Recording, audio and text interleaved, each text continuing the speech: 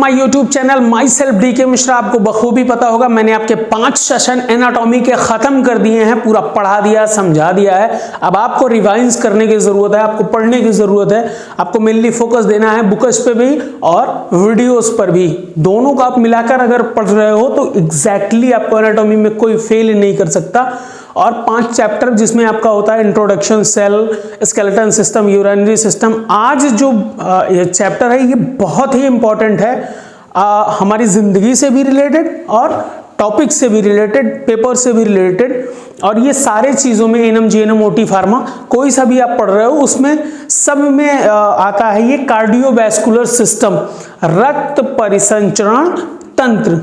इसमें क्या होता है कि ब्लड कितने टाइप के होते हैं, कहाँ बनते हैं ब्लड, हार्ट का भी आता है। तो ये आपके लिए बहुत ही इंपॉर्टेंट होने वाला है। और गाइस इस पर मेनली आपको बहुत ही फोकस देकर पढ़ना है, बहुत ही स्ट्रेट माइंड, बहुत नॉर्मल लैंग्वेज में ये आपको समझने की जरूरत है। ये एक ऐसा चैप्टर है, हार्ट के बारे में आप जितना ही पढ़ेंगे उतना ही कम है। बस मेनली इसमें क्या है, आपको दिमाग लगाने की जरूरत है और कंसंट्रेट होकर खाली आप वीडियो देखें। और इसके बाद जो कुछ आपको कंफ्यूजन है आप बुक में मिला लीजिए, आपको हार्ट का चैप्टर एकदम डिट्टो क्लियर हो जाएगा। तो गाइस हम बिना देर किए हुए इस चैप्टर को स्टार्ट करते हैं, क्योंकि ये चैप्टर थोड़ा सा लेंथी है। तो गाइस स्टार्ट कर, तो यहां पर गाइस स्टार्ट करते हैं कार्डियोवैस्कुलर सिस्टम, रक्त परिसंचरण तंत्र। रक्त परिसंचरण तंत्र शरीर का वह परिवहन तंत्र है जिसके द्वारा आहार मतलब भोजन, ऑक्सीजन, पानी एवं अन्य सभी आवश्यक पदार्थ कोशिकाओं तक पहुंचते हैं और वहां व्यर्थ पदार्थ लाए जाते हैं। इनमें ब्लड, हार्ट तथा ब्लड वेसल्स का समावेश होता है। ये इसकी डिफिनीशन हो गई रक्त परिसंचरण तंत्र की। अब आते हैं इसके बाद ब्लड में। रक्त एक तरल संयोजी ऊतक है। यह लाल रंग का चिपचिपा, अपारदर्शी यानी ट्रांसपेरेंट नहीं होता है एवं स्वाद में, टेस्ट में नमकीन होता है। इसका पीएच 7.4 होता है अतः यह थोड़ा क्षारीय भी होता है। आपने अम्लीय और क्षारीय पढ़ा होगा। रक्त की कुल वजन का 7 से 9% होता है। रक्त अपने वेट का 7 से 9% होता है। पुरुषों में इसका आयतन 5 से 6 लीटर में होता है और स्त्रियों में इसका 4 से 5 लीटर पाया जाता है।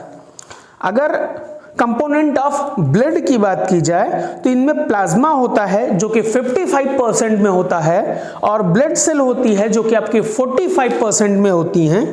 अब पढ़ते हैं प्लाज्मा के बारे में। यह रक्त का हल्के पीले रंग का द्रव होता है जिसमें निम्नलिखित पदार्थ पाए जाते हैं, जैसे कि जल मतलब पानी 91 to 92% आपका पानी पाया जाता है। अदर सारे पदार्थ प्रोडक्ट मिलाकर 7 से 8% तक पाए जाते हैं।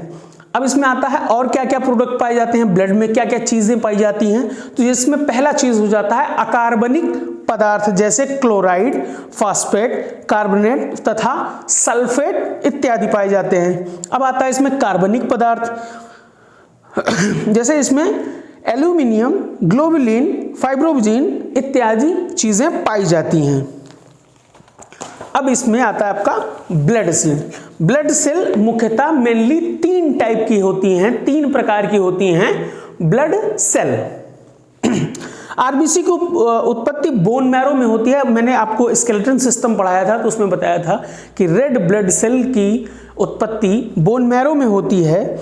और ये बोन मैरो के मतलब अस्थि मज्जा, इसको हिंदी में बोन मैरो को अस्थि मज्जा कहते हैं, वहां से इसका उत्सर्जन होता है। इनमें उपस्थित हीमोग्लोबिन के कारण इसका रंग लाल होता है। अगर रंग कोई कभी भी पूछे कि ब्लड का कलर रंग लाल ही क्यों होता है, तो ये हीमोग्लोबिन के कारण इसका ब्लड का रंग लाल होता है। इसी जीवन काल में 120 दिन का होता है। ये इनकी लाइफ सर्कल की बात की जाए तो 120 डेज का आरबीसी पाया जाता है। रक्त में आरबीसी की संख्या 4.5 to 5.0 मिलियन या क्यूबिक एमएम में होती है। रक्त में आरबीसी की संख्या कम होने को एनीमिया कहते हैं, जो आपने काफ़ी पेशेंट देखे होंगे ज़्यादातर केसेस ये डिलीवरी टाइम में या ऑपरेशन के टाइम पर होते हैं, जो एनीमिया हो जाते हैं, मतलब उनमें आरबीसी रेड ब्लड सेल्स की कमी हो जाती है, उसी कारण ये एनीमिया कहा जाता है। तथा आरबीसी की संख्या ज़्यादा होने के कारण पॉलीसाइटेमिया भी कहते हैं। अब वर्क ऑफ डब्ल्यूबीसी पढ़ा जाता है, तो डब्ल्यूबीसी आरबीसी की अपेक्षा बड़ी होती है, इसकी संख्या 6000 से 10,000 क्यूबिक mm होती है। शरीर में कोई संक्रमण होने पर इनकी संख्या बढ़ जाती है तथा इनका जीवन काल 10 to 12 डे का होता है। ये मुख्यतः दो प्रकार की होती है, पहला होता है न्यूट्रोफिल्स और दूसरा होता है स्नोफिल्स। अब फंक्शन ऑफ आरबीसी की बात करते हैं, पढ़ते हैं कि function of WBC white blood cell का क्या क्या कार्य होता है, क्या फंक्शन होता है। तो डब्ल्यूबीसी का मुख्य कार्य शरीर में आए हुए जीवाणुओं को नष्ट करके शरीर की रक्षा प्रदान करता है, उसको डब्ल्यूबीसी के फंक्शन में जानते हैं। अब इनमें दो टाइप के होते हैं, पहला होता है आपका टीएलसी टोटल लिम्फोसाइट काउंट और दूसरा होता है आपका डीएलसी डिफरेंशियल ल्यूकोसाइट काउंट। अब पढ़ते हैं प्लेटलेट्स के बारे में कि प्लेटलेट्स क्या होती हैं। ये आरबीसी के 1/4 आकार के सूक्ष्म कोशिकाएं होती हैं। इनकी संख्या रक्त में लगभग 2 लाख to 50,000 क्यूबिक mm होती है। प्लेटलेट्स में न्यूक्लियस का अभाव होता है, कमी होती है और इनका जीवन काल लगभग 8 डे का होता है।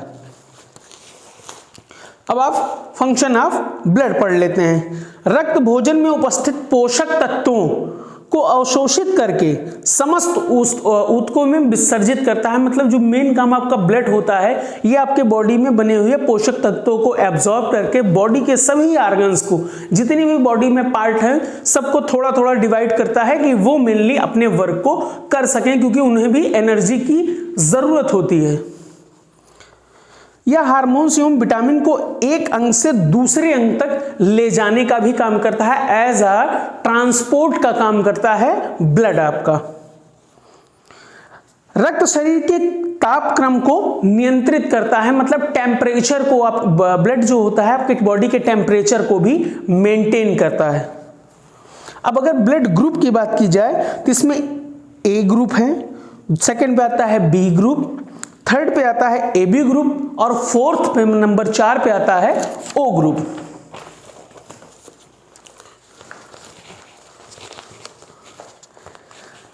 जिसमें आरबीसी का कोई सरफेस एंटीजन नहीं होता, मुख्यतः उसे ओ ग्रुप कहा जाता है। जिसमें आरबीसी एंटीजन ए बी उपस्थित होता है, मुख्यतः वह blood group A B blood group कहलाता है। जिसमें आरबीसी का में एंटीजन बी उपस्थित होता है, जिसमें आरबीसी का एंटीजन बी उपस्थित होता है, उस ब्लड ग्रुप को ए बी ब्लड ग्रुप कहा जाता है। जिसमें आरबीसी में एंटीजन बी उपस्थित होता है, उस ब्लड ग्रुप को बी कहते हैं। वह व्यक्ति जिसमें आरबीसी में एंटीजन ए उपस्थित होता है, उसे ए ब्लड ग्रुप कहते हैं। डोनर का फिगर आपको यहां पर दिख रहा होगा, डोनर आप देख लीजिए, यही है आपके चारों ब्लड ग्रुप के डोनर और अदर चीजें। अब आता है रक्त स्कंदन, मतलब ब्लड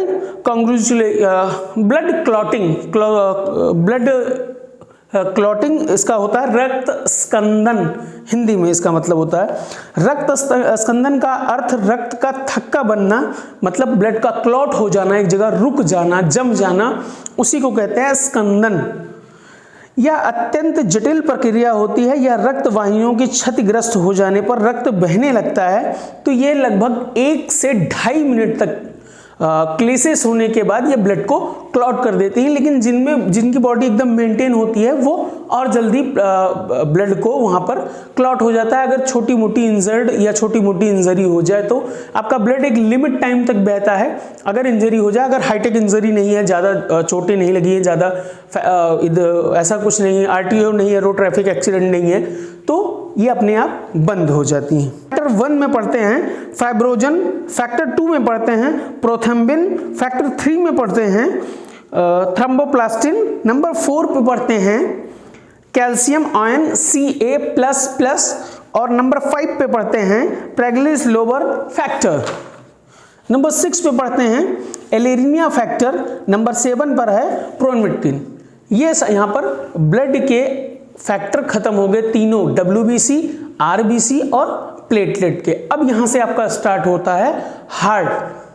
गाना बहुत मशहूर है, वो आपने सुना होगा, हमने तुमको दिल दिया है आजमाने के लिए। तो परेशान ना होना, यहाँ पर आपकी बॉडी में सिर्फ एक ही दिल पाए जाते हैं। ये ससुरा दुनिया वाले बहुत झूठ बोलते हैं, ये फिल्म वाले बहुत झूठ बोलते हैं। अगर वो एक ही दिल है आपकी बॉडी में, अगर आप किसी को दे दे रहे हो तो आपका जीना इम्पॉसिबल है मुश्किल की तो बात ही नहीं यहाँ पे।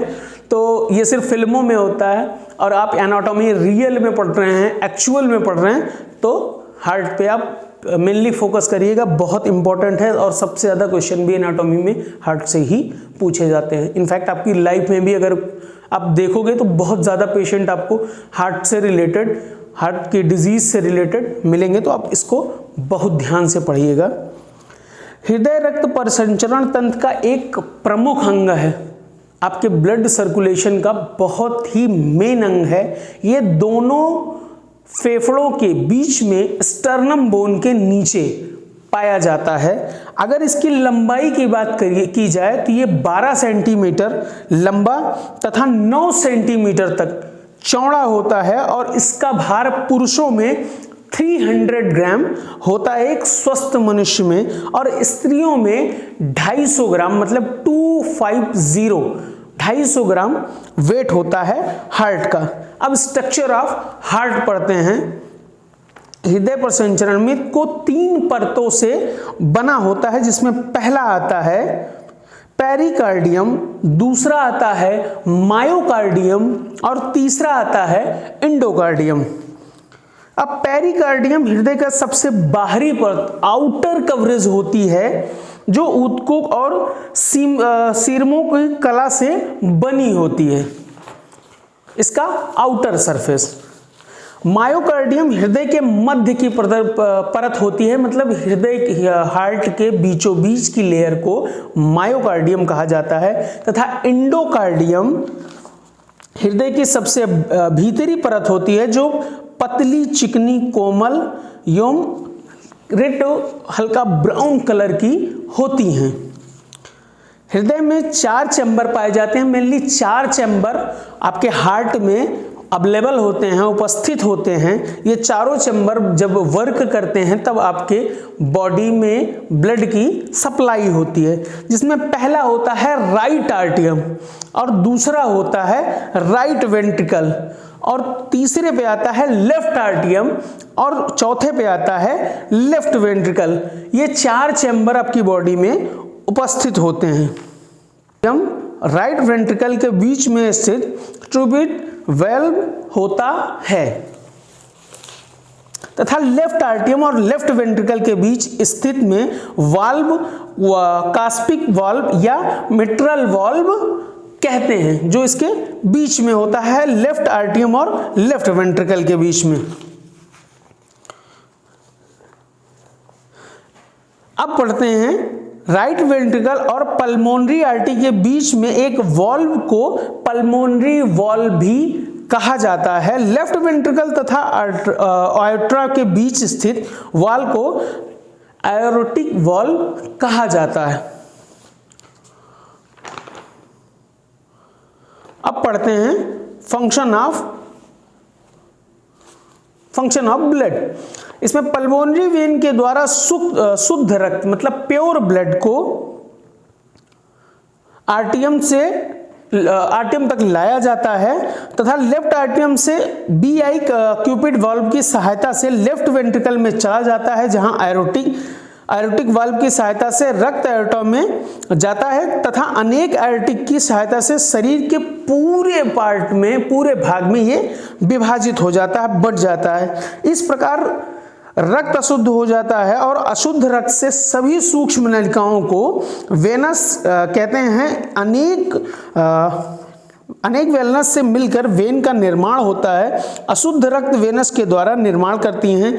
अशुद्ध रक्त तथा वेनस के द्वारा इंफीरियर तथा कोरोनरी वेनस में राइट आर्टरियम में पहुंचकर इसी प्रकार यह चक्र चलता रहता है और आपके बॉडी का ब्लड फिल्टर होकर सारे ऑर्गन्स में सप्लाई होता रहता है।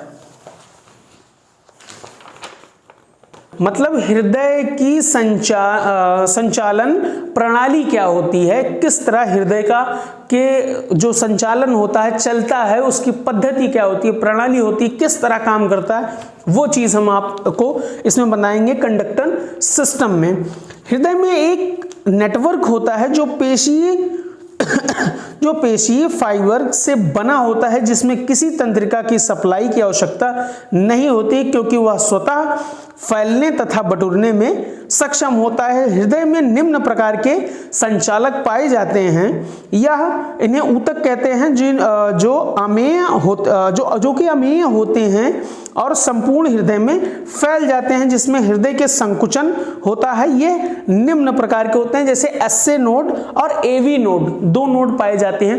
पहला नोड आपका होता है एसए नोड और दूसरा नोड होता है आपका एवी नोड।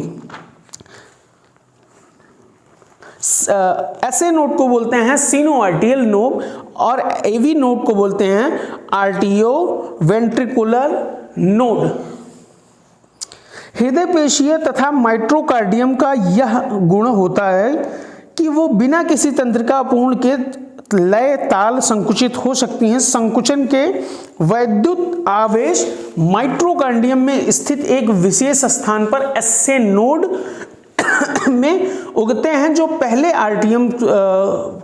आर्टियम में फिर वेंट्रिकल में फैल जाते हैं, जिसके कारण इलियम में इसका संकुचन होता है। अब पढ़ते हैं फंक्शन ऑफ हार्ट। हृदय का कार्य रक्त को अंदर खींचना और शुद्ध होने के पश्चात पूरे शरीर में वितरित करना। हार्ट का मेन काम होता है कि ब्लड को अपने अंदर करना और फिल्टर करके पूरे बॉडी में डिस्ट्रीब्यूट कर देना, सप्लाई कर देना। सुपीरियर वेना कावा और इंफीरियर वेना कावा योम कोरोनरी साइंस द्वारा शरीर के विभिन्न भागों में आए अशुद्ध रक्त को राइट आर्टियम में ग्रहण करना तथा पल्मोनरी आर्टरी से वेंट्रिकुलर में अशुद्ध करके शुद्ध होने के लिए लंग्स में भेजना, ये काम होता है। पल्मोनरी वेन द्वारा लंग में आए हुए शुद्ध रक्त को लेफ्ट आर्टियम में ग्रहण करना। शरीर की विभिन्न कोशिकाओं को पोषण तथा ऑक्सीजन की आवश्यकता की पूर्ति के लिए एओर्टा अपनी शाखाओं तथा उपशाखाओं द्वारा, अपनी ही वेन्स द्वारा एओर्टा कोशिकाओं तक शुद्ध रक्त पहुंचाता है। तो गाइस यहाँ पर हमारा हार्ट का और ये चैप्टर खत्म होता है। कुछ शॉर्ट क्वेश्चंस बचे हुए हैं जो कि मैं आपसे पूछूंगा और आपने अगर ये सेशन देखा तो इसका आंसर, इसका जवाब आप मुझे कमेंट सेक्शन में कमेंट करके ज़रूर बताइएगा। जैसे पहला है रक्त का पीएच मान कितना होता है, जस्ट मैंने बताया, नहीं बताया तो वीडियो पीछे जाओ देखो और कमेंट करके मुझे इसका आंसर बताओ। रक्त का वेट कितना होता है ये भी मैंने आपको बताया है अभी।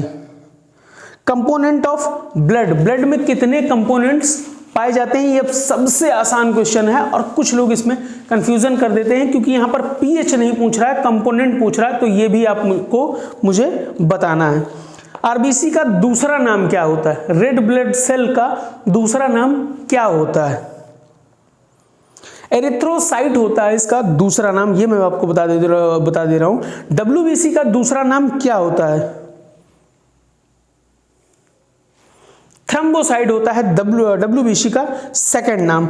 आरबीसी का जीवन काल कितने दिन का होता है, रेड ब्लड सेल की लाइफ कितने डे तक होती है, इसका जवाब आप मुझे कमेंट सेक्शन में कमेंट करके बताएंगे।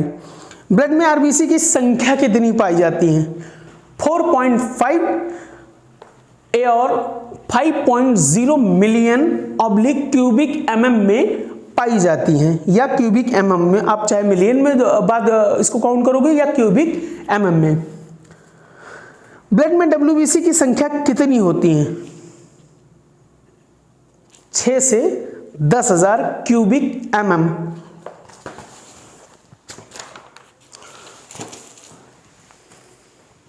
तो गाइज यहाँ पर हमारा मेनली कार्डियोवैस्कुलर सिस्टम खत्म हो गया, जिसमें आपने पढ़ा ब्लड के बारे में और पढ़ा आपने हार्ट के बारे में। तो अगर आप वीडियो तक यहाँ तक हो, वीडियो देख रहे हो, तो इसको लाइक शेयर सब्सक्राइब चैनल को ज़रूर करिएगा और हमें फीडबैक दीजिए, हमें कमेंट करके बताइए कि हमारा वीडियो, हमारा सेशन आप तक पहुँच रहा है तो कैसे पहुँच रहा है, आपको क्या प्रॉब्लम्स आ रही हैं, नहीं क्लियर हो रहा हो तो आप मेरे को फिर से बताओ, मैं और डीपली बताने की कोशिश करूँगा, आपको समझाने की कोशिश करूँगा। बाकी अपने दोस्तों तक शेयर करें, लाइक करें, सब्सक्राइब करें, फॉलो करें और बाकी के लिए बाय बाय। कल मिलते हैं नेक्स्ट चैप्टर और नेक्स्ट क्वेश्चन आंसर के साथ। तो मुझे अलविदा दीजिए। Thank you. घर में रहें, तैयारी करते रहें, कोविड बहुत तेज बढ़ रहा है। Thank you very much.